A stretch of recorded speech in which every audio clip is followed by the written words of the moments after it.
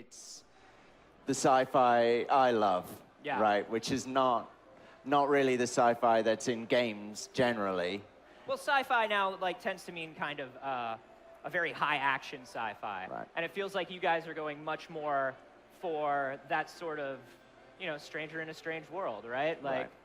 Kind of walking around alone, trying to figure things out. Yeah, sci-fi for me is like the frontier, like the final frontier, to just be really cheesy, right? But the kind of unknown, like what's out there.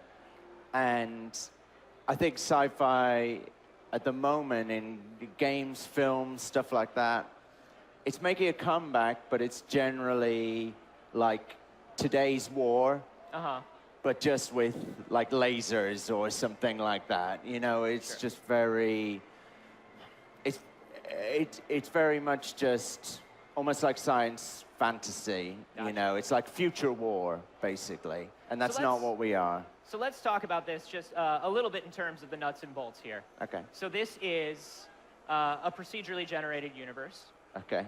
Right, and everybody will be playing in the same universe. It's a random seed, but everybody shares the same random seed. Sort of like almost like a Minecraft map or something that, right?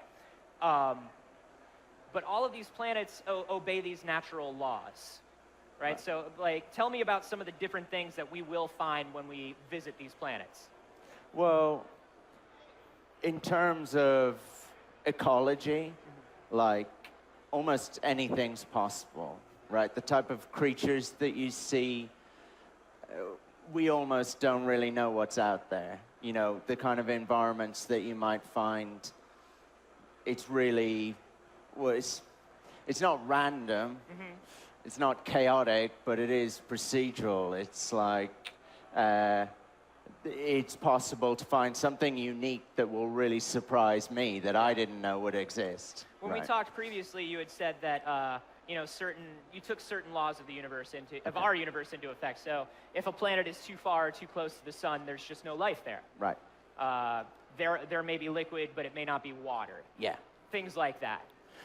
So, even in terms of how we build it, we build these kind of simple rules. Okay, so water creates atmosphere, a certain type of atmosphere. That atmosphere and the contents of the water affects the moisture that's in the atmosphere. Then that might change the color of the sky and determine that. It'll determine the weather. It will determine what kind of life grows there. So something that's really simple can create these kind of seemingly emergent, chaotic kind of systems, right? So you build this giant universe, you have these systems, right? But we are still a player of the game. Yeah. So what are we doing as we're traveling from planet to planet? So this is a really key thing, and we have arguments about this all the time, okay? When we're choosing these rules, we're choosing gameplay always over what's scientifically true, kind of thing, right? Because otherwise, it's just some kind of tech demo, right? Right. So there are key kind of gameplay elements to it. Something that we showed, or at least tried to show at E3 last night, was that this isn't an ambient universe. This isn't something you just wander around and look at trees and kind of breathe it in. Yeah. There is danger everywhere. So the creatures are dangerous, the ecology. But more than that, in space, there are friends, like the wingmen who fly beside you. There are enemies who are attacking those freighters. But in terms of gameplay systems, this is a universe, and you make your own gameplay within that, right? So those freighters, I could have started attacking them, and I would have gotten a reward for, blowing one of them up. I also would have gotten a reward for destroying all the attackers, right? And that would be effectively a monetary reward, which will help me upgrade my ship or upgrade my weapon or my suit. And that's kind of a core game loop, but nobody is telling you You know, on a planet, you don't find a guy who's just like, there will be some freighters here, go and protect them, and I will give you 5 gold. Yeah. We like abhor the idea of that. We don't like the idea of levels, of scripted sequences, of quests, of, you know, I have lost my 5 pieces of amulet and my 3 space chickens or whatever. Go kill 5 dinosaurs. Yeah. But you could kill a dinosaur. But you could, and you could kill 5 dinosaurs. That's great. I would love to. So these wingmen that we see, everybody's sharing a common seed, everybody's sharing a common universe. Are these wingmen other players? How much interaction is there with other people playing No Man's Sky? Those were AI, those wingmen. But you could encounter other players. The reality is, the likelihood of that is tiny, basically. What we're dealing with is planet-sized planets. You know, so even just one planet, if a million of us played, we would still be really far apart, right? Right. So scale that up to a universe, it's actually really unlikely that you and I are going to meet. There are elements where you will get crossover and interaction from other players, but that's not what this game is about. We're like, some people think it's an MMO, we're the opposite of an MMO, right? We're doing the worst thing possible. We're taking all the players who play and we're like flinging them across the universe, just like, scattering we dare them. you to play together. Yeah. I dare you to fly your ship to your other, friendship right. if you can. But you can interact, and you can interact in significant ways, but that's not what's core to the game. And you were telling me one of these ways that players kind of passively interact with each other is in the trailer that you showed, if you fly onto a planet that another player has been to, it tells you who found that planet first. Right.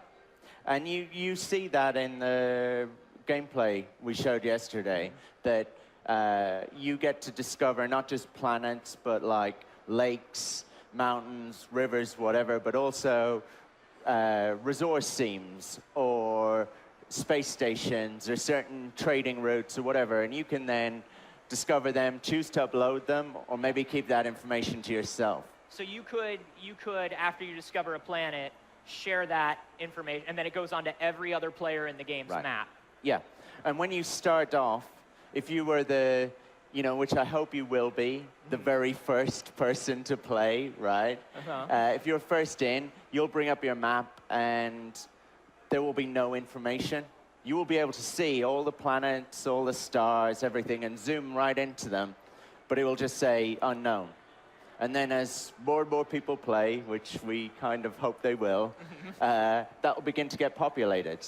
And people will be perhaps attracted to places that have been discovered. They'll think, oh, I see a trade route, I see hospitable planets over here, I'm going to go there. But some people will be kind of lone wolves, like frontiersmen, and they will say, I will go nowhere near that. Yeah. I'm going over here. Nothing has been explored over here. This is the great unknown, and people will charge towards that. So let's say I discover a planet. I'm the first guy to land on this planet with my ship, and I just tear into that hillside there. I just blow away the entire hillside of the planet. And then you see it on your star map and you come. Right. What happens to that hillside when you show up? Okay, so good question. We want persistence, but we can't have persistence of everything, right? So we have persistence of things that are significant. So if I shoot a bird, then we don't feel the need to share that with everyone. Okay? But it is saved locally. And, I don't get to walk up to the bird on the ground and it says bird killed by. Right. Okay. But that's locally stored, and that bird is dead forever on your machine, right? You've done that, you horrible person. Right. And I know you will. The dinosaurs are fine, but you're angry about make a them bird. extinct. I got it. Okay, but if you do something of significance, maybe you take out a space station or a fleet or, you know, something like that, right? Or just, you know, desecrate a planet, take away all its resources, whatever. Then we might think that's significant and we might share that. And then that would be the same for everyone. I could just fly around trolling people on literally a universal scale. I could find, like, I could really, like, spend all my time finding all the cool stuff and then just blowing it away, right? Why does your mind always go towards I'm a terrible trolling. person, Sean. I'm a terrible person, and I feel like maybe you're giving me too much power. This is all we ever talk about. I know, and I'm into it. How can I really annoy people Can I and make poison this an game ocean? terrible? Yeah. Tell me how to poison an ocean in your game. Instantly, all I'm thinking is, must write system to not allow Anthony to poison an ocean. So I feel like this has come quite a long way. There's no ocean poisoning system yet. No. But it's obviously come a long way since that first trailer you guys showed. Do you have a timeline for a release date for No Man's Sky? We do, but we haven't shared it yet. And you guys are real picky and choosy with information, in and out of the game. No, it's like we're this super small team, and we're making this ridiculously ambitious game. And all we're going to do if we tell people when it's out is probably disappoint them. So when we know for sure, then we will announce it. And until then, we'll keep our stupid mouths shut. And if people want to keep up with the game, where can they go? I guess they can follow me on Twitter, Anthony. I hardly ever say anything. I saw you join Twitter. I was very proud of you. That's just at No Man's Sky, yeah? Yeah, right. They can go to our website, whatever, nomansky.com, something like that. Awesome. Well, thanks so much, Sean. Remember, guys, this is just day one. We are going to be here all week. We have so much going on. Be sure to keep following the stream. We will see you back again tomorrow morning with even more of E3 2014 Live.